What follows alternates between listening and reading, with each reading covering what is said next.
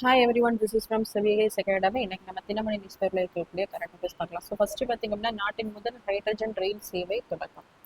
So இந்த topic group 1 main syllabus paper 3 science and டெக்னாலஜியோட cover ஆகும். ஸோ சுற்றுச்சூழலை பாதிக்காத வகையில் தூய எரிபொருளை கொண்டு இயங்கும் ஹைட்ரஜனை கொண்டு இயங்கும் நாட்டின் முதலாவது ரயில் சேவை பார்த்திங்க அப்படின்னா, ஹரியானா மாநிலத்தில் இருக்கக்கூடிய ஜிந்த் மற்றும் சோனிபட் இந்த இடத்துல வந்து நம்மளுடைய பிரதமர் மோடி அவர்கள் வந்து தொடங்கி வச்சிருக்காங்க. இதனுடைய திறன் பார்த்தீங்கன்னா 3200 குதிரை திறன்.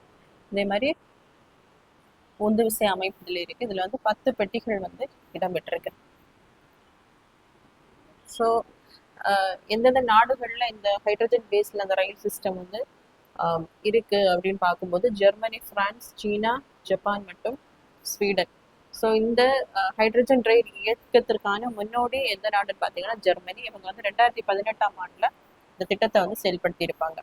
அடுத்ததான் அம்மா மினி கிளினிக் திட்டம் மீண்டும் செயல்படுத்துகிறது தாமிக அரசு. ஸோ இந்த டாபிக் நமக்கு பொலிட்டிக்கல் பார்ட்டிஸ், ஸோ அவங்களுடைய வெல்ஃபேர் ஸ்கீம்ஸில் வந்து இது வந்து கவர் ஆகும். ஸோ இந்த அம்மா மினி கிளினிக் திட்டம் பார்த்தீங்கன்னா 2020ஆம் ஆண்டு எடப்பாடி பழனிசாமி அவர்களால் தொடங்க வைக்கப்பட்டிருக்கும். இது வந்து ஒரு கன்சல்டேஷன் கிளினிக்காக கொண்டு வரப்பட்டிருக்கும்.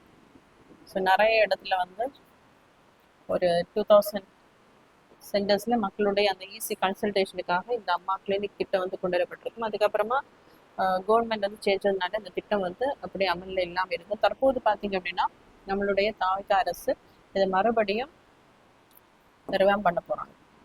அடுத்ததான் இன்று விண்ணில் பாய்கிறது விக்ரம் 1 தனியார் ராக்கெட். ஸோ இந்த topic group 1 main syllabus paper 3 science and டெக்னாலஜியில் வந்து கவர் ஆகும்.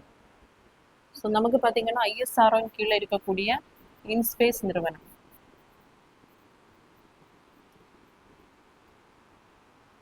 ஸோ இந்த நிறுவனம் பார்த்தீங்க அப்படின்னா 2023ஆம் ஆண்டு இந்தியன் ஸ்பேஸ் பாலிசி. ஸோ இந்த பாலிசியின் மூலம் தனியாருக்கும் இந்த விண்வெளியில ராக்கெட் உற்பத்தி பண்ணக்கூடிய அந்த அதிகாரம் வந்து வழங்கப்பட்டிருக்கும். அதன் அடிப்படையில் பார்த்தீங்க அப்படின்னா தெலுங்கானா மாநிலம் ஹைதராபாத்தை கொண்டு முதலாக ஒரு தனியார் அந்த நிறுவனம் தொடங்கப்பட்டிருக்கும், ஸ்கைரோட் ஏரோஸ்பேஸ் நிறுவனம். ஸோ இவங்க பார்த்தீங்க அப்படின்னா அவங்களுடைய முதலாவது அந்த ராக்கெட் விக்ரம் 1 ராக்கெட் வந்து ஆந்திர மாநிலத்தில் இருக்கக்கூடிய ஸ்ரீஹரிகோட்டாவில் இருந்து இது வந்து விண்ணில் ஏவப்படுகிறது. இது பார்த்தீங்கன்னா தாழ்வட்ட பாதைக்கு தான் அந்த ராக்கெட்டை வந்து அனுப்புகிறாங்க. அதே மாதிரி இது வந்து ஃபர்ஸ்ட் பார்த்தீங்கன்னா இவங்க வந்து அந்த ராக்கெட் செயல்படுத்தக்கூடிய திட்டம் பிராப் அப்படிங்கிற அந்த பேரிலான திட்டத்தை தான் முதல்ல இந்த தனியார் நிறுவனம் வந்து தொடங்கியிருப்பாங்க.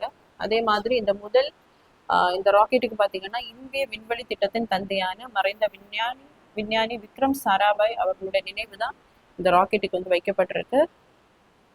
ஸோ இது பார்த்தீங்கன்னா 480 கிலோ எடையுடையது.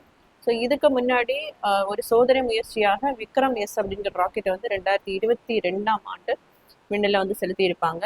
ஸோ தற்போது அனுப்பக்கூடிய இந்த விக்ரம் 1 ராக்கெட்டுக்கு பார்த்தீங்கன்னா 4 நிலைகள், 24 மீட்டர். இது பார்த்தீங்கன்னா 350 கிலோ வரையிலான அந்த செயற்கைக்கோள்களை வந்து விண்ணில் நம்மளால செலுத்த முடியும்.